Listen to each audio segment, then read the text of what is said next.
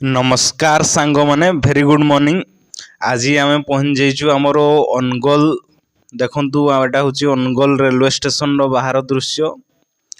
सकाळु सकाळु पहुँच जाइचु। आज आपण मानकु अनुगोल स्टेशन पाखरे सबुठु लो प्राइस रे कोठी स्टे करि परिबे बा लॉज कहि परिबे माने रही परिबे सेटा मु आपण मानकु जणैबी।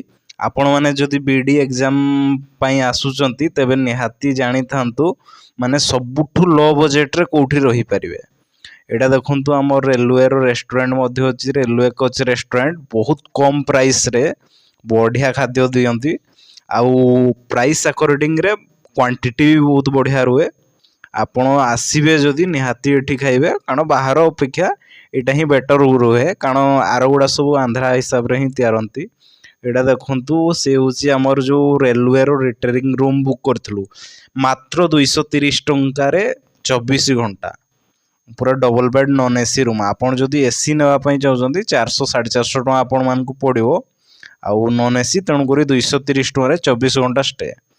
आउ बाहर प्राइस तो आपण माने जानी थिबे पर रूम निहाती मिनिमम 700 रु 800 टका आपण को पड़ी थांदा। ई सांग पिला हमर गेट खुलचन देखंतु।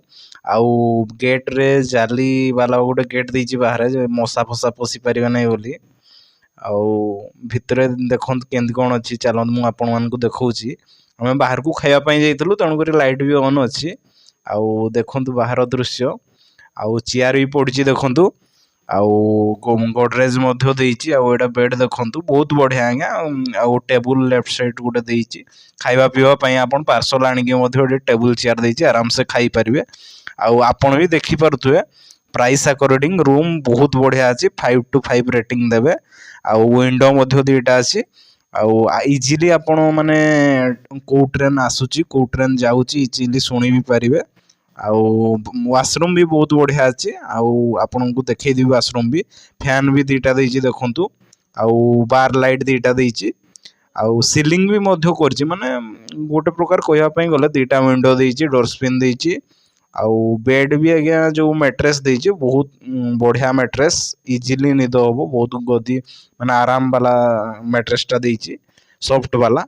आउ जो पिलो देछि से पिलो गुडा भी बहुत सॉफ्ट अछि। आउ एटा टेबुल देछि देखुचंती तो टेबुल ला आपण जा जिंस पत्र चाहिबे जदि रखि परिबे नले जहाँ भी आपण खाइबा पीबा पई चाहिबे टेबुल चेयर देछि आराम से बसी खाई परिबे। डस्टबिन बाहर देछि।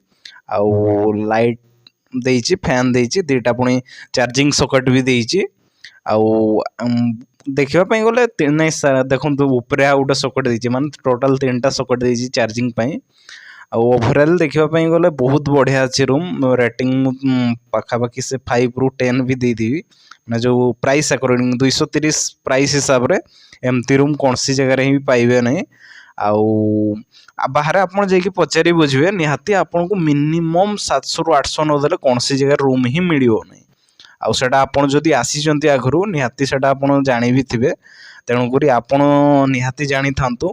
आपण जदि कोनसी बीएड एग्जाम रे आछंती कि ओला कोनसी काम रे आछंती जहाँ भी काम रे आछंती प्रायतः पिला बीएड एग्जाम दवा पई ही आछंती।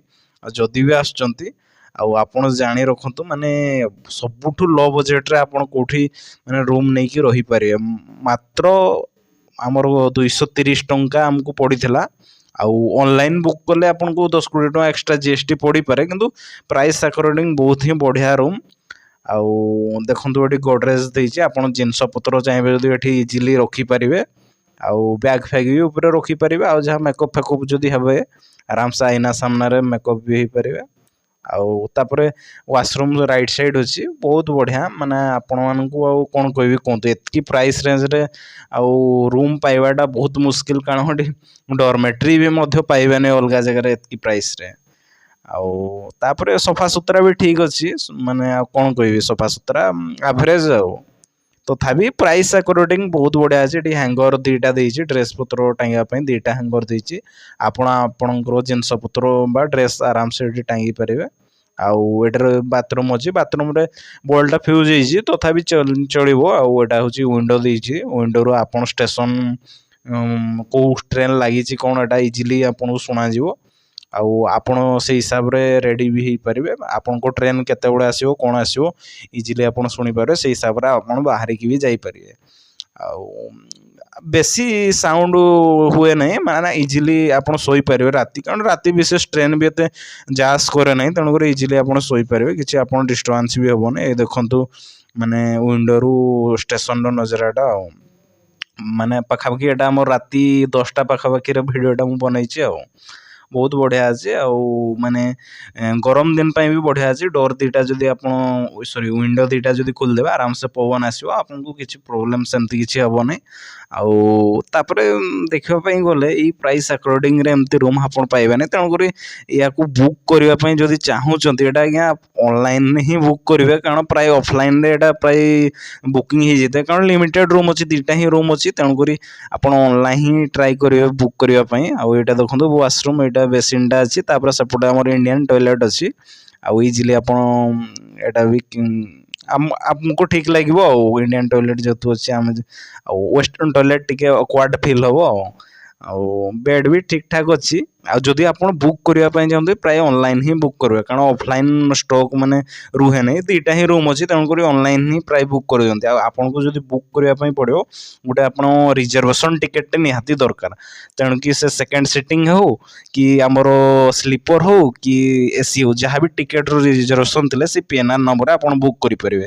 ଆଉ ଏହାର ଗୋଟେ ଟ୍ରିକ୍ ମଧ୍ୟ ଅଛି, ଆପଣ 20-30 ଟଙ୍କା ଖର୍ଚ୍ଚ କରିକି କିପରି ରୁମ୍ଟାକୁ ନେଇପାରିବେ ବିନା PNR ନମ୍ବରରେ, ମାନେ PNR ନମ୍ବର ୟୁଜ୍ କରିବେ କିନ୍ତୁ ମାନେ ଗୋଟେ ପ୍ରକାର ହେଉଛି କେମିତି ୱିଦାଉଟ୍ ଟ୍ରାଭେଲରେ ନେଇପାରିବେ। ତେଣୁକରି ତା ଟ୍ରିକ୍ ଅଛି, ଆପଣ ଗୋଟେ ଅଲଗା ଭିଡ଼ିଓ ଦେଖିଲେ ମୁଁ ପ୍ରୋଭାଇଡ଼ କରିଦେବି, ସେଇଟାରେ ଟୋଟାଲି ସେ ବାବଦରେ ଆପଣଙ୍କୁ ବତେଇଦେବି କେମିତି କ'ଣ ବୁକ୍ କରିବେ, କେମିତି କ'ଣ ରହିବେ, କେମିତି କ'ଣ ଆସିବେ, ସବୁ ବତେଇଦେବି। ଏଇଟା ଦେଖନ୍ତୁ ଆମର ସେଇ ବାଲକୋନିର ଦୃଶ୍ୟ ଆଉ